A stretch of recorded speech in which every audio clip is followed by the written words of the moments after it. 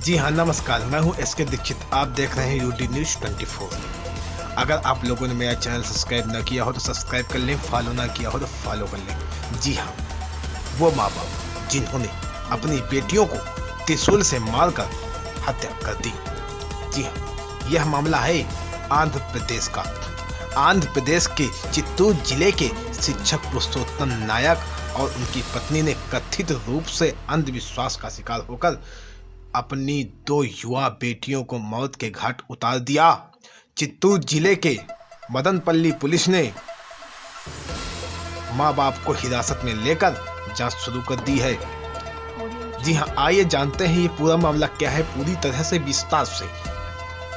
इस मामले में मृत लड़की साई दिव्या की सोशल मीडिया पोस्ट को अहम सबूत के रूप में देखा जा रहा है। साई दिव्या ने अपनी मौत से 3 दिन पहले सोशल मीडिया पर लिखा, शिव आए हैं, काम पूरा हुआ है।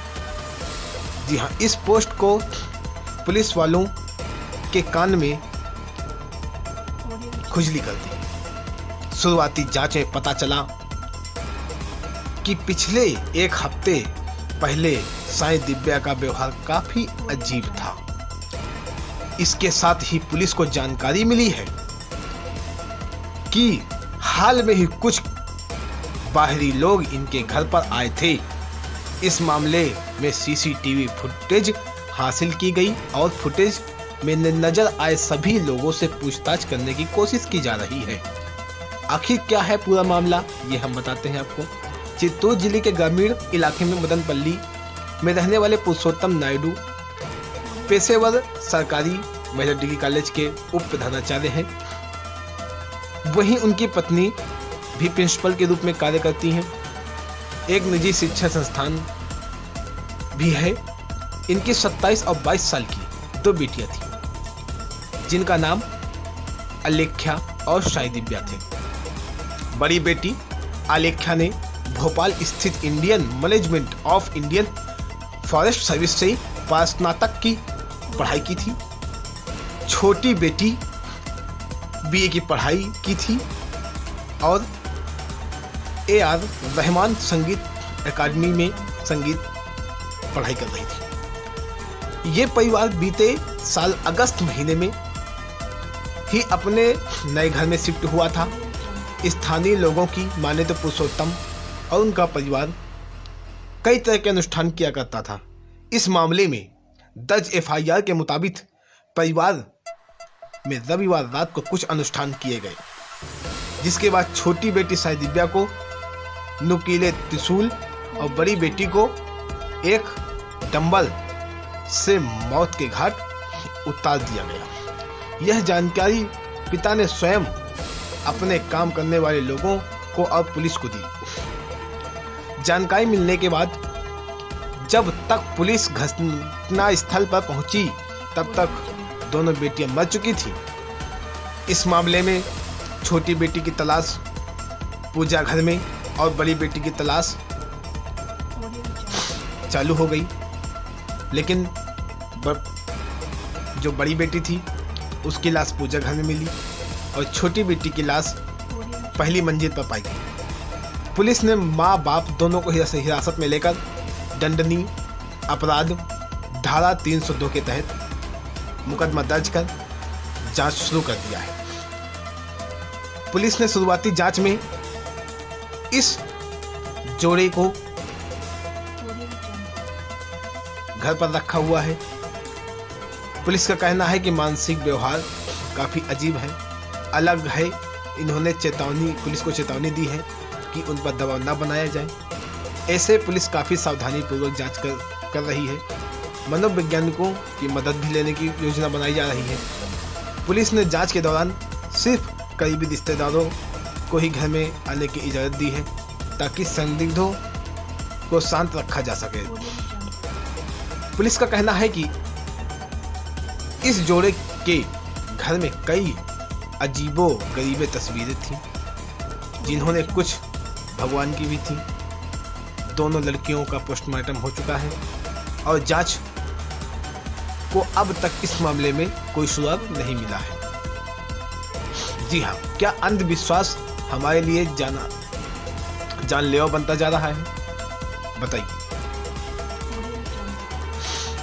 मदनपल्ली में डीएसपी रवि मनोहर ने कहा, इस परिवार ने अपने आप को एक गहरी दुनिया में उतार लिया। अध्यात्म धार्मिक आस्था से कहीं आगे है। इन्हें लगता है कि अध्यात्म के आगे कुछ है। वे अब तक कह रहे हैं कि हमें एक दिन का समय दिया जाए, हमारे बच्चे जिंदा हो जाएंगे, उन्हें यहीं रखा जाए। मनोहर ने बताया, यह काफी पढ़े लिखे हैं। शुरुआती जांच में पता चला कि इन बच्चियों को डंबल से मारा गया। माँ बाप में से मास्टरमाइंड स्कूल में प्रधानाध्यापक हैं। वे पिछले कुछ दिनों से घर में किसी को आने की इजाजत नहीं दे रहे थे। इन्होंने कोविड-19 लॉकडाउन के बाद नौकर को भी घर में आने के लिए मना कर दिया। जब ये हत्याएं हुई तो सिर्फ घर वाले मौजूद थे। मनोहर बताते हैं कि इस तरह के सबूत मिले हैं। इन्होंने किसी तरह का अनुष्ठान किया, लेकिन पूरी बात पता चलने का समय लिया जा रहा है, क्योंकि इस तरह के मामले की जांच में समय लगता है। जी हाँ, सदमे में पूरा परिवार है और जांच पूरी तरह से चल रही है। स्थानीय लोगों की माने तो ये परिवार मानसिक रूप से काफी संतुलित लगता था। परिवार की एक करीबी सदस्य बीबीसी तेलुगु से बात करते हुए कहा कि परिवारी सीढ़ी वाले साईं बाबा को मानते थे। उन्होंने कहा, ये काफी चौंकाने वाला है। वे समय दो रहे थे, किसी बात करने की स्थिति में नहीं थे। सरकारी डिग्री कॉलेज के ड्राइवर सुरेंद्र बीबीसी से बात करते हुए उन्होंने कहा, मुझे यकीन है कि मैं नहीं रो रहा। पुरुषोत्तम नायडू ऐसा करते हैं। उन्होंने कुछ अच्छे से जानता हूँ। वे काफी अनुशासन पालन करते हैं। उनका किसी के साथ कोई झगड़ा नहीं हुआ था। मुझे लगता है इस मामले में किसी रिश्तेदार का हाथ है, ताकि इनकी संपत्ति हथिया सके। किसी की वशीभूत करके इनसे काम करवाया गया, ऐसा नहीं हो सकता। जी हाँ, स्थानीय लोगों का मानना है कि 5 करोड़ रुपए की संपत्ति है, इसलिए इस योजना को अंजाम दिया गया।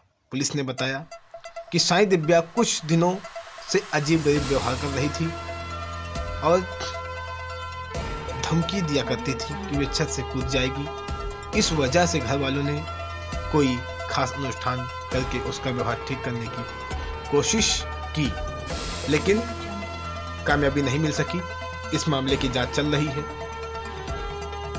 ऐसे मामले में क्या होना चाहिए, मैं आप लोगों से चाहता हूं आप लोग कमेंट करें। जी हाँ, नमस्कार, धन्यवाद।